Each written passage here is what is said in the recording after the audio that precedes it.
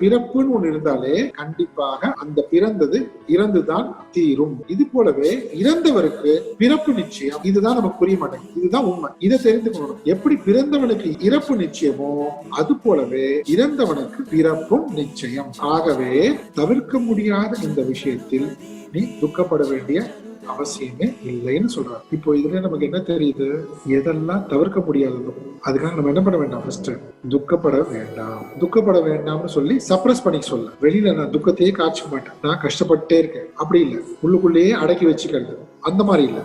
வெளியில துக்கம் இல்லாத மாதிரி காமிச்சிட்டு மனதுள்ளேயே அடக்கி துக்கத்தை அடக்கி வச்சுக்கிறத பத்தி இங்க சொல்லல. உள்ள சப்ரஷனும் கூடாது, உண்மையிலேயே வெளியிலையும் துக்கப்பட வேண்டிய அவசியம் இல்லை. இது தவிர்க்க முடியாது. இப்ப என்ன பண்ணலாம்? வாழற வரைக்கும் எப்படி வாழணும் அப்படி திங்க் பண்ணலாம். எப்படி எனக்கு இந்த பிறப்பு ஏற்பட்டதோ அது போலவே மரணம் ஏற்படும். இந்த மரணத்துக்கு பின்னாடி மறுபடியும் எனக்கு ஒரு பிறப்பு ஏற்படும். அப்போ கண்டினியூட்டி.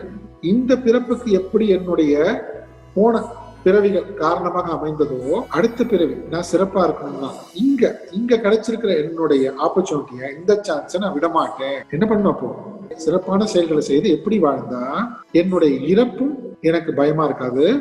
இறப்புக்கு பின்னாடி ஏற்படக்கூடிய வேறு ஒரு பிறப்பு அதை கண்டும் நான் பயப்பட வேண்டியது இல்லை.